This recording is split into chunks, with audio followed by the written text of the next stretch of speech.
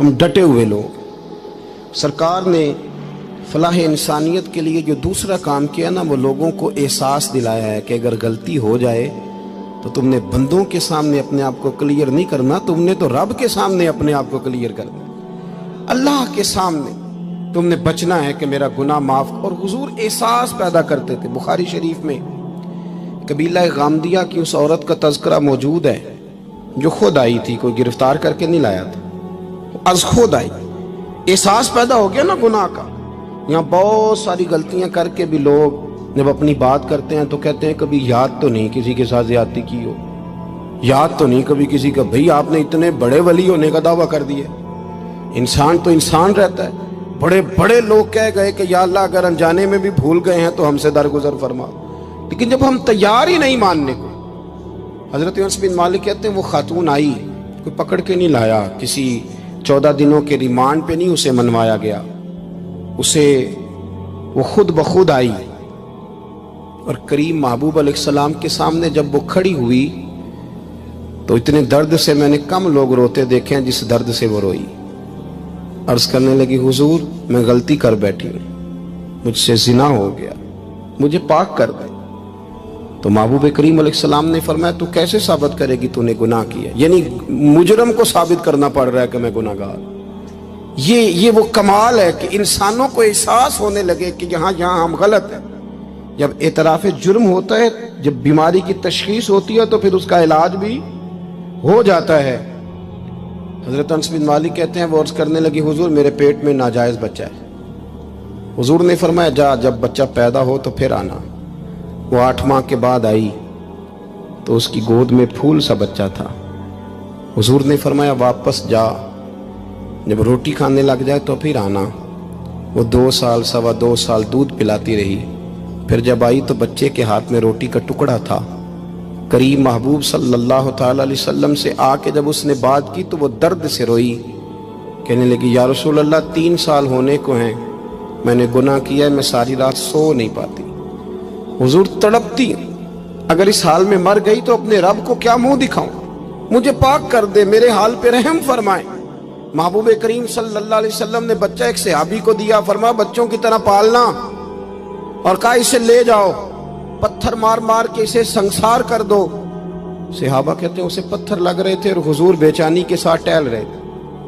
آ کے خبر دی حضور وہ تو وصال کر گئی، انتقال ہو گیا. فرمایا یہاں تک تو بات اس کی تھی.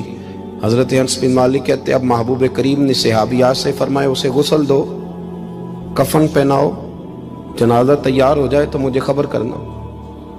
حضرت انس بن مالک کہتے ہیں غسل ہوا، کفن ہوا، جنازہ تیار ہوا تو حیران ہم تب ہوئے جب میرے محبوب نے فرمایا صفیں بناؤ، میں خود جنازہ پڑھاؤں گا، میں خود جنازہ پڑھاؤں گا.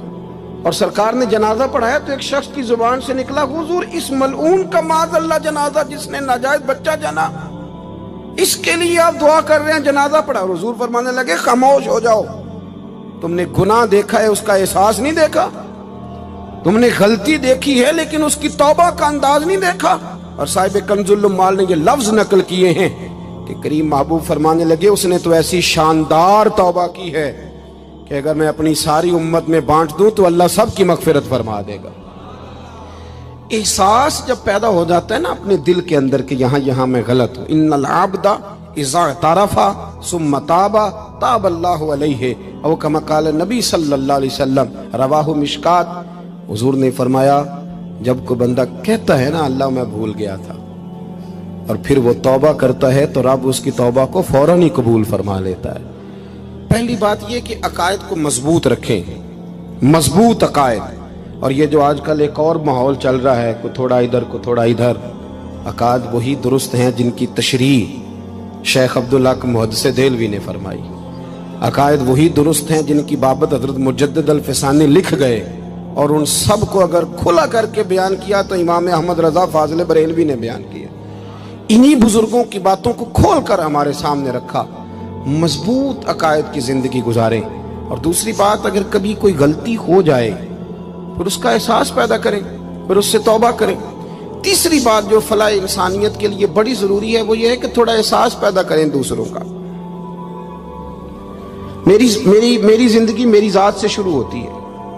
میری ذات سے، میرے سے ہنس کے بولو، میری بات مانو، میرے پیچھے چلو، میرے آرام میں خلل نہ آئے، میری طبیعت کے بھئی آپ کی طبیعت کے مطابق چلیں تو پھر تو آپ بہت بڑے خود غرض ہوئے کہ آپ نے صرف اپنے لیے سوچا۔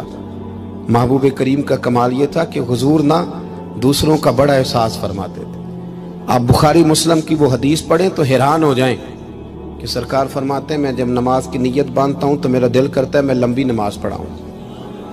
جب میرا کسی کام کرنے کو دل کرے تو پھر میں ساری دنیا کچلنی پڑے تو میں کر جاتا ہوں، لیکن حضور فرمانے لگے کہ میرا دل کرتا ہے میں لمبی نماز پڑھاؤں، لیکن پھر میرا خیال آتا ہے کہ پیچھے بوڑھے بھی ہیں، بیمار بھی ہیں، بچے بھی ہیں۔ یا رسول اللہ نماز اللہ کی اور خیال بندوں کا؟ فرمایا میں بوڑھوں، بیماروں اور بچوں کا خیال کرتے ہوئے اللہ کی نماز کو مختصر کر دیتا ہوں۔ احساس جب طبیعت ہمارے ہاں نا تیزی کے ساتھ احساس ختم ہوا ہے، تیزی کے ساتھ ہم نے اتنی نفی شروع کی۔ ہمارے تو اہل تصوف میں اللہ ماشاءاللہ اب تربیت کا طریقہ یہ ہے کہ صرف میں ہوں، میرے سوا کوئی بھی نہیں، حالانکہ طریقت تو اس کا نام تھا کہ میں نہیں باقی سارے ہی ہیں۔